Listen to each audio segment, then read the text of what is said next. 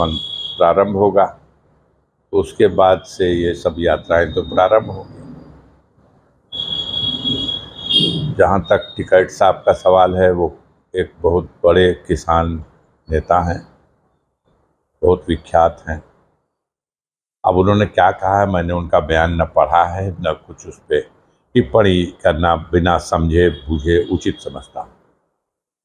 जहाँ तक सवाल है कि जब ये पूरे महीने भर, पूरे सावन भर ये एक आस्था है, लोग शिव जी को जल चढ़ाने के लिए जाते हैं, और जो शिव भक्त हैं उनकी भक्ति को देख करके एक सामान्य कोई भी नागरिक देख सकता है कि नंगे पैर और कितनी लंबी लंबी यात्रा करके,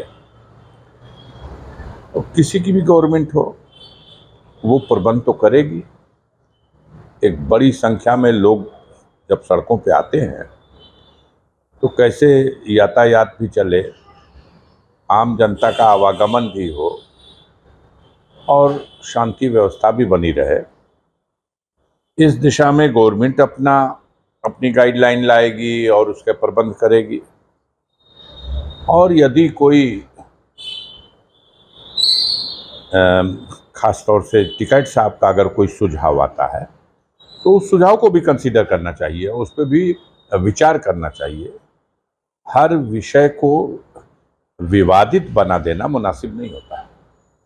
सांसद जी, इसके अलावा अगर बात किया जाए तो मऊ में जो जैसे अब्बास अंसारी जो सीट थी और उनका जो है वो कैंसिल हो गया है, तो उसको लेकर अब वहाँ चुनाव होने की बात हो रही है और ब्रजेश सिंह को लड़ने की बात कही जा रही है।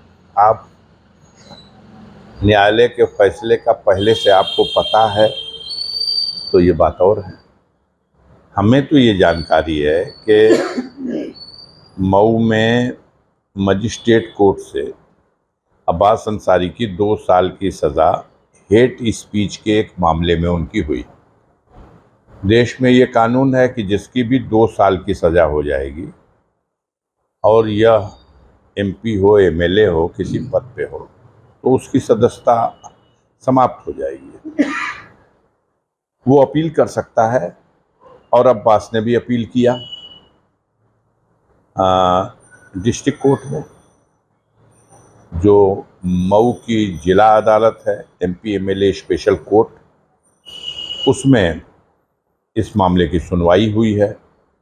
अपील की तो सुनवाई अभी चलेगी, लेकिन इस बिंदु पर कि जो उन्हें जमानत दी गई थी उस जमानत को अस्थायी रूप से स्वीकार कर लिया जाए अपील के निस्तारण तक, और जो सजा का आदेश दिया गया है उस सजा के आदेश को निलंबित रखा जाए अपील के निस्तारण तक।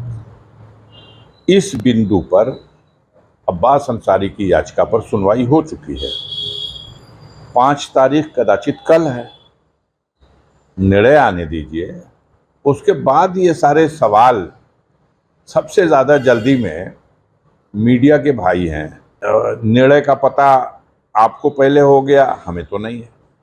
हम तो अच्छी उम्मीद लगा के चल रहे हैं कि वहाँ से अब्बास की याचिका स्वीकार करके उन्हें जमानत भी मिलेगी और उनकी सज़ा भी निलंबित की जाएगी और अपील की सुनवाई पे तिथि लगेगी, उसका कार्य देखा जाएगा, उस पर बहस होगी।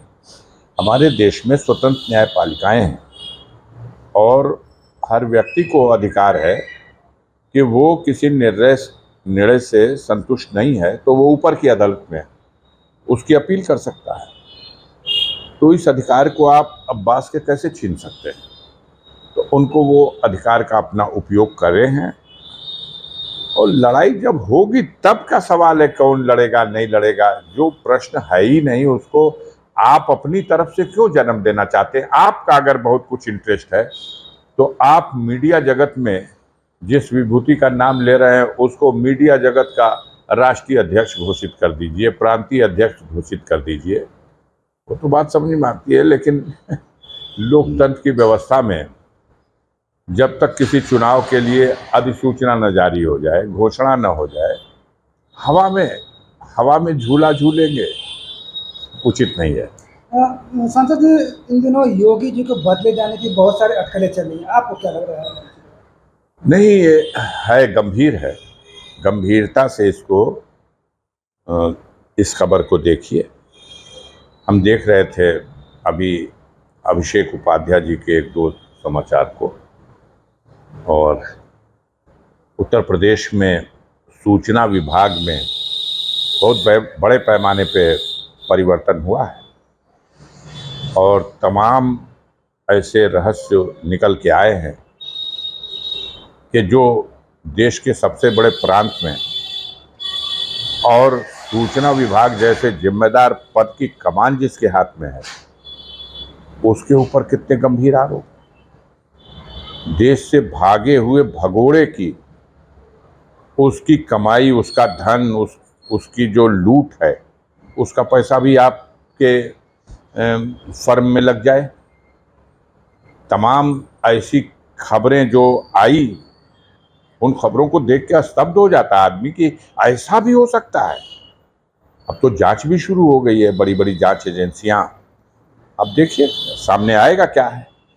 तो बहुत सी खबरें जो उत्तर प्रदेश में एक अजीब तरह का माहौल, आम जनमानस के लिए किसी भी खबर की जानकारी उसका स्रोत आप हैं, और जब सूचना विभाग के संचालन केंद्र का मालिक तमाम तरह के ऐसी अनर्गल खबरें और इस तरह का वो चलाता है, तो उसका परिणाम अच्छा नहीं होता। हाँ, ये खबर इस वक्त प्रमुखता से चल रही है क्योंकि हमें लगता है कि सूचना विभाग में परिवर्तन हो गया, इसलिए चल रही है। अगर सूचना विभाग में परिवर्तन न होता तो ये खबर नहीं चल पाती कि योगी बदले जाने वाले हैं।